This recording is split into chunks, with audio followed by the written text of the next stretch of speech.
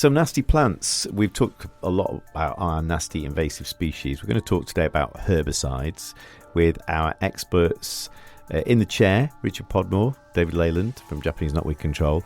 We've been chatting a little bit about some of the herbicides that are available to the public from general stores. Obviously, not the things that you guys have. Tell us a little bit about the market and how certain herbicides work, what they can do, what they can't do, and how dangerous some of them are.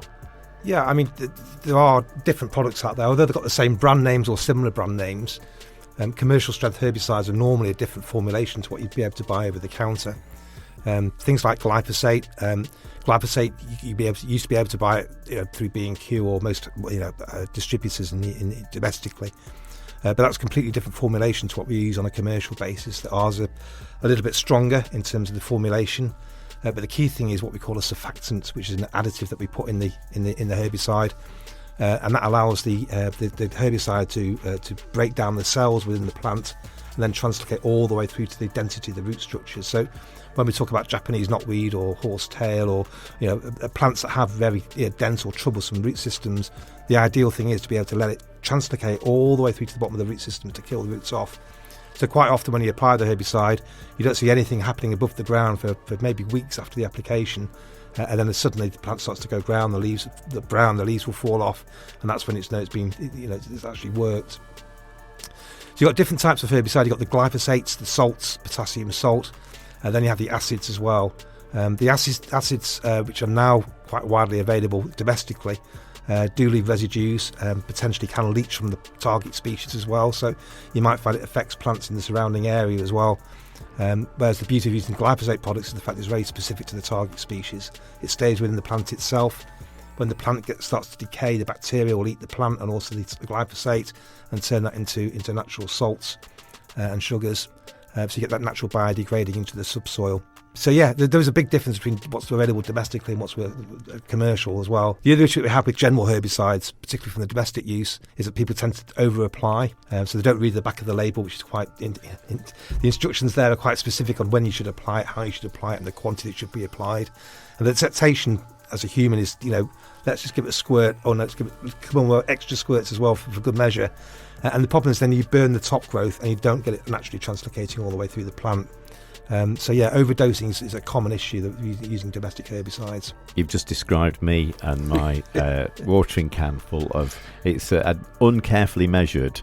I'll put one in there and another one for good luck. I guess that defeats the object then, doesn't it? It certainly does, yeah. You've got to be extremely careful. But overdosing is the biggest issue that we have.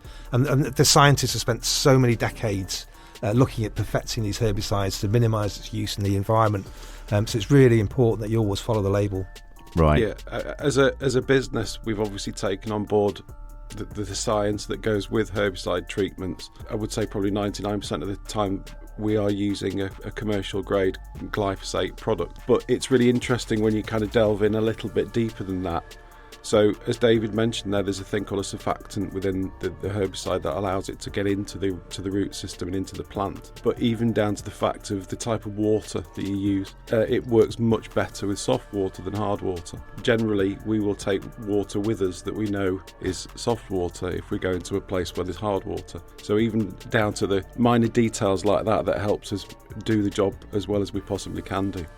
That is really technical. That's definitely better than one for the bucket. We talked earlier about treating plants and how the herbicides can kind of like take the top off and it can't get through. So we're better off with good, healthy, strong, nasty plants. If the plant has got full growth, then there's more surface area for the plant to receive herbicide if you are going to treat it. The simple way of describing it is that basically it's a hurry up and wait scenario. If you are trying to treat something that is emerging growth, even if it's just weeds in the garden, then you're still going to struggle to get rid of them because it's not going to actually kill the root of the plant. Right, so you've got to wait for it to come out, bloom, be at full strength Yeah, rather than basically. little shoots and stuff like that. That accounts for a lot of things in my garden, I think, at the moment. Going specifically for Japanese knotweed, I mean, the temptation is, and some of the official advice going back over the last 20 years or so was to go out and spray early in the season, then spray later in the season, and sometimes have 2 to 3, if not 4 spray applications a year. One of the things that we've soon found out, going back 20 years ago, that the most effective time to treat Japanese knotweed is after the flowering period, when all the nutrients are naturally going from the leaf and from the flower back down into the rhizome for the winter storage and the winter dormancy period. So we found that just treating Japanese knotweed after the flowering period is the most effective way of treating it. And you said before about, small stunted growth and juvenile growth. What we like to see when we go to see an infestation of Japanese knotweed is healthy, vibrant plants at full height, full of leaf. That's relatively easy to treat. What we don't like to see is where someone's been cutting it and pruning it, mowing it, applying their own DIY herbicides and everything else as well, and you get small stunted growth coming back. That would take significantly more time and cost to actually get rid of. Yeah. So that's the key thing, really. If you've got a troublesome plant, let it grow, let it get to full height, and then you've got a better chance of actually treating it effectively. I guess in the case of Japanese knotweed and some of the others as well, from your side, when you go to a site, it's easier to look at a great big mound of growth that's been there many years to get rid of than stuff that people have been, like you say, mowing and just putting self. To put it into perspective, if, again, obviously we're talking specifically about knotweed, but if you have a healthy stand of Japanese knotweed, then we know that with our treatment methods, it's going to take us 2-3 years at the most to actually get it under control into a state of not eradication, but on its way to being eradicated. If you turn up and there's a lot of stunted growth, it could be 5, 6, 7 years before you can actually get on top of it. So it's much better to have a healthy plant. There's a lot of science behind it, so I think for people at home, it's the message there is you're not going to get rid of it on your own. You'll need the experts. So Richard Podmore, David Leyland, thanks once again for that. The website for all things nasty plants eradication is JapaneseKnotweedControl.com. Thanks, Paul.